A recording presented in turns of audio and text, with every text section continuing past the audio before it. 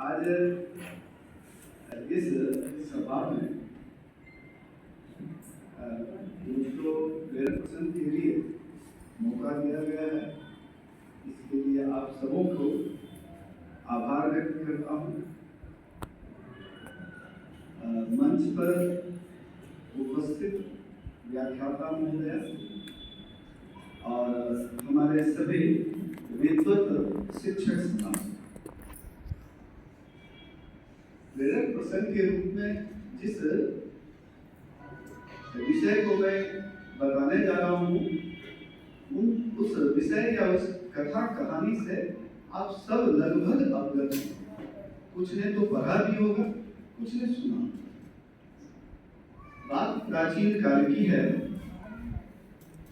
प्राचीन काल में जो ऋषि परंपरा हुआ करती थी, उसी ऋषि परंपरा में एक गुरु हुआ करते थे, भट्टोजी दीक्षित।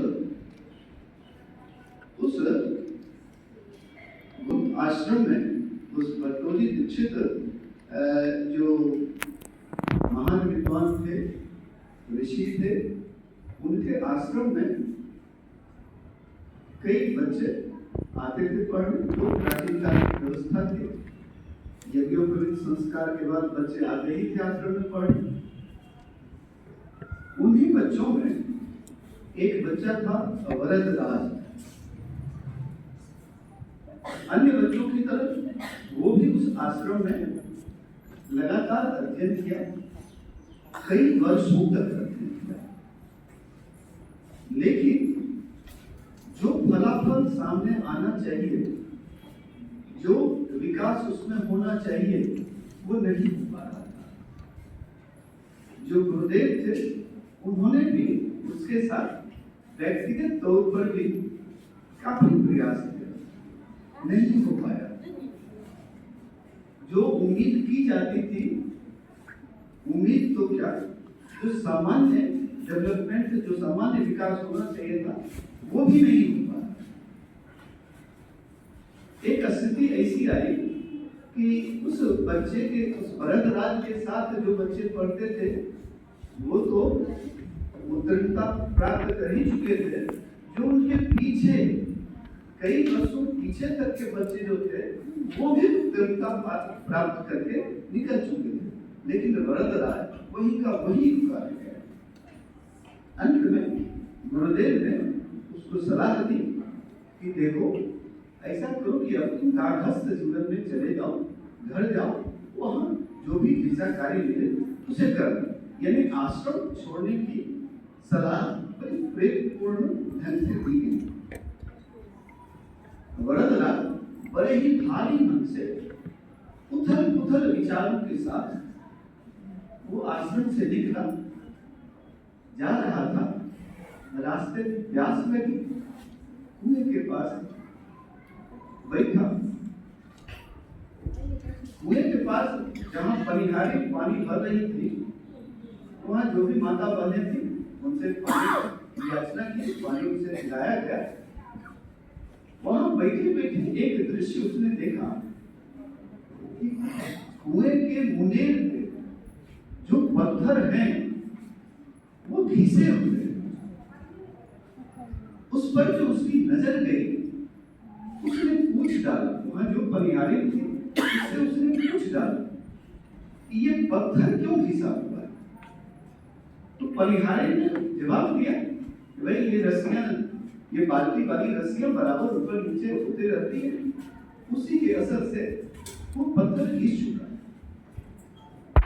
बात तो कहीं भी हो गई, सामान्य सी बात, लेकिन यही बात उस वरदराज के मन में चुभ हो गई।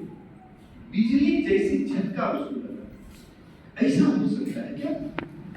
एक कोमल सी रस्सी एक कठोर पत्थर को कैसे घिस सकती है? और वहां बैठे बैठे उसने तय किया कि एक बार पुनः मैं आश्रम की ओर लौट जाऊं। वो आश्रम की ओर लौट भी जाता है। गुरुदेव के पूछने पर वो कारण भी बताता है पुनः लौटने का, और गुरुदेव से प्रार्थना किया हे गुरुदेव, एक बार मुझे मौका और दिया है। गुरुदेव का हृदय तो ठीक है, जब तुम चाहते हो एक मौका तो दिया, एक मौका उसे मिला,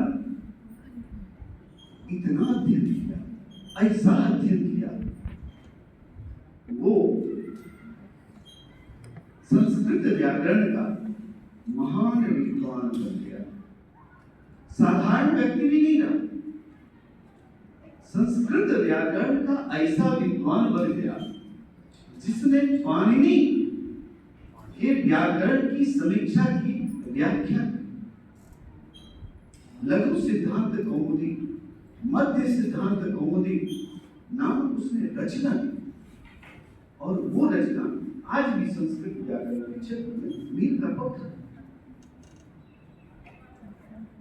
ऐसा नहीं है कि ऐसी घटनाएं और लोगों के साथ नहीं घटती, घटती ही है। और एक ऐसा बालक जो वर्षों तक आश्रम में रहा और वो मूर्ख के रूप में जाना जाता था, सभी बच्चे उसे चिढ़ाते थे कि मूर्ख है, और वो विद्वान बन गया। प्रेरक प्रसंग तो यही है, लेकिन इससे दो शिक्षाएं हमें मिलती हैं। एक शिक्षा तो यह मिलती है, किसी व्यक्ति के जीवन में कब कौन सी घटना एक चिंगारी के रूप में, एक विद्युत झटके के रूप में उसके मन को आघात कर दे, और वो क्या से क्या बन सकता है, कुछ भी हो सकता है।